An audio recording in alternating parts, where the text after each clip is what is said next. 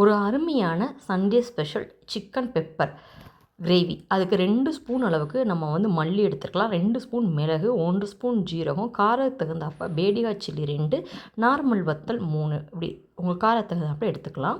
இப்போ ஒரு கடாயில் ஃபஸ்ட்டு நம்ம எடுத்துருக்க இந்த வத்தலை நம்ம லைட்டாக வறுத்து தனியாக எடுத்து வச்சுக்கலாம்.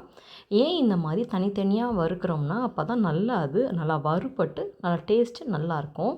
இப்போ நம்ம எடுத்து வச்சுருக்க இந்த தனியா நம்ம சேர்த்து நல்லாவே வறுப்படுத்தி எடுத்துக்கலாம். ரொம்ப மசாலா போட தேவையில்ல. அப்போனா ஒரு மாதிரி திகட்டுறாப்புல இருக்கும், மசாலா தான் இருக்கும். இந்த மாதிரி நம்ம கொஞ்சம் அளவுலேயே ரொம்பவே நல்லாவே செய்யலாம். அடுத்து நம்ம எடுத்து வச்சுருக்க இந்த மிளகையும் நம்ம சேர்த்துக்கலாம். மிளகு 2 ஸ்பூன், அதே போல் தனியா 2 ஸ்பூன். இப்போ ஜீரகம் நான் 1 ஸ்பூன் அளவுக்கு நான் எடுத்திருக்கேன். இப்போ இந்த ஜீரகத்தையும் நல்லாவே வறுபட்டு எடுத்துக்கலாம்.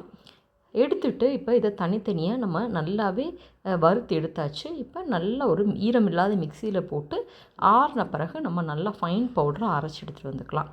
இப்போ ஒரு கடாயில் நம்ம நல்லெண்ணெய் சேர்த்துக்கலாம். அதாவது இஞ்சி பூண்டு எல்லாமே நம்ம சிக்கனில் நம்ம ஊற வச்சுருக்கோம். ஒரு அரை மணி நேரத்துக்கு முன்னாடியே நம்ம ஊற வச்சு எடுத்து வச்சாச்சு. இப்போ இந்த சிக்கனை இதோட சேர்த்து கொஞ்சம் உப்பு சேர்த்துக்கலாம். உப்பு சேர்த்துட்டு தண்ணி அதிலேயே சிக்கனில் விடும்.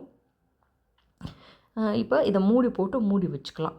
இப்போ பாருங்கள், நம்ம அந்த பவுடரும் நல்லாவே நம்ம அரைப்பட்டு எடுத்துகிட்டு வந்தாச்சு. இப்போ நம்ம கொஞ்சம் நல்லா சிக்கன் ஒரு பாதி % அளவுக்கு நல்லாவே வெந்து வரவும் இப்போ நம்ம அரைச்சி வச்சுருக்க அந்த ஃப்ரெஷ்ஷான அந்த பவுட்ரு இதில் சேர்த்துக்கலாம்.